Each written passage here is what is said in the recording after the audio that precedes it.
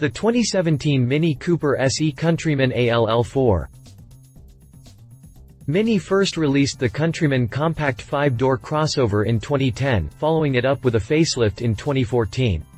Despite vehement opposition from critics and purists who lampooned the model for being too big and too woolly to carry the Mini nameplate, the Countryman ended up being the British brand's second most popular model, following the Hardtop. Now, there's a new, second generation, and once again, it's grown considerably. In fact, the new Countryman is the largest Mini ever produced, but that's to be expected at this point. The real surprise is the announcement of a new plug-in hybrid variant, which adds electrified motivation to the tried-and-true formula of compact versatility and a fun-loving attitude. It's called the Mini Cooper SE Countryman ALL4, and it's the first electrified Mini we've seen since the Mini E hit the scene in 2008. By contrast, the E was all-electric, helping to guide development of BMW's i3 all-electric hatchback. The E Countryman is a hybrid, which means it's still burning dino juice, but at a more efficient rate thanks to a little battery assistance. Mini frames the E Countryman as the perfect vehicle for urban target groups who wish to enjoy the benefits of purely electric mobility when commuting between home and work every day, for example, while at the same time benefiting from unlimited long-distance suitability at the weekend. The new plug-in sits at the top of the Countryman totem pole as the most efficient, most powerful, quickest, and presumably most expensive model in the lineup. All qualms over sizing aside, does the E Countryman have what it takes to keep rolling in the age of green motoring? Continue reading to learn more about the Mini Cooper SE Countryman ALL4. Exterior. Let's start with the dimension increase. The new Countryman is nearly 8 inches longer than before, with a wheelbase that's extended by nearly 3 inches, and 1.3 inches of extra width. Beyond the larger size, there isn't a whole lot new to point out. The front fascia was reworked a bit, with the headlights now reshaped to offer a more squared-off appearance. The upper grille section is now smaller, and comes with a small upturned divider section that lends the whole thing a bit of frowny face. Below this, we find a tweaked lower bumper with black surrounds for the fog lights. Moving to the flanks, we find the same tall profile and boxy shape as before. There is matte black undercladding that runs the length of the car, including up and over the fenders, while metal look garnish adorns the side sills. To distinguish the hybrid model from the rest of the lineup, Mini added a few yellow badges to the grille, doors, sills, and rear end. In back are new taillights with LED lighting elements, plus the same familiar flat-faced hatch. Chrome makes its appearance here and there, while a black finish and single tailpipe supports it from underneath. To distinguish the hybrid model from the rest of the lineup, Mini added a few yellow badges to the grille, doors, sills, and rear end. Interior.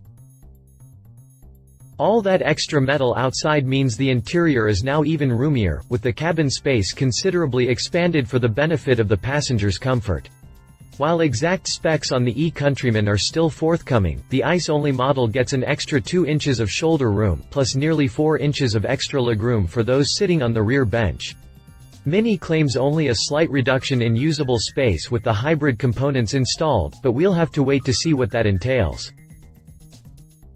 Either way, the space that is there should be quite usable, especially when you consider the rear bench gets a 40 hours 20 minutes and 40 seconds split. The rear bench can also be folded down completely, and it offers a variable tilt angle. We'll see how this fares against competitors like the Toyota Prius C and Nissan Rogue Hybrid when the final specs are released. The overall layout should be somewhat familiar territory, with a funky-looking dash punctuated by a large, rounded center console. The air vents are rectangular and surrounded by chrome, and cool colorized ambient lighting is found throughout. Unique to the E are hybrid system displays, with info like battery charge state and the operating mode relayed via a 6.5-inch screen nestled in the instrument cluster. The overall layout should be somewhat familiar territory, with a funky-looking dash punctuated by a large, rounded center console. Another cool hybrid feature is the efficiency-oriented navigation, which will integrate with the energy management system to identify which upcoming sections of the route are best suited for all-electric power, thus maximizing efficiency. Below the central screen is a yellow start-stop toggle switch, which sits amid several other switches that control the drive modes and various other systems. As for infotainment, there is standard radio mini visual boost, plus the mini country timer that lets you know how much time you've spent playing off-road. Opt for the wired package, and you get the mini navigation system professional, plus an 8.8-inch screen with a new graphic design and touchscreen function. Drivetrain. The E Countryman pulls a lot of its powertrain technology from the BMW Group's eDrive project, which means it takes cues from models like the all-electric i3 hatchback and the hybrid i8 sports car. Believe it or not, the E Countryman actually uses a powertrain that's similar in principle to Bimmer's high-tech coupe. That means it's got a 3-cylinder gasoline engine paired with a synchronous electric motor, but rather than sending the gas power to the rear and the electric power to the front like the i8, the E Countryman switches it around. That said, the end result is still efficiency when you need it and power when you want it, plus a good deal of grip from the electrified intelligent AWD system. Total combined output of the whole hybrid system is 224 horsepower, which is enough to propel the E Countryman to 60 miles per hour in less than 7 seconds, making it the quickest model in the range. On the dino juice burning side of things is a turbocharged 1.5-liter 3-cylinder mounted in the nose. By itself, the internal combustion engine puts out 136 horsepower and 162 pound-feet of torque, all of which hits the front axle through a modified 6-speed Steptronic automatic transmission, the only gearbox option available.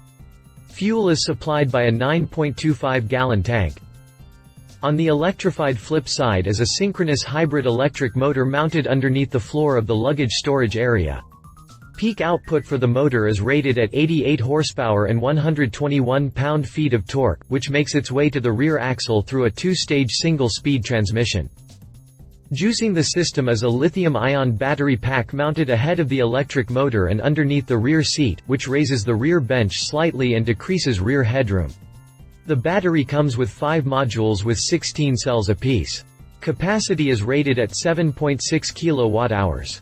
According to Mini, the battery pack takes 2 hours, 15 minutes to top off when plugged in at a level 2, 3.6 kW source, or 3 hours, 15 minutes when plugged in at a regular household socket.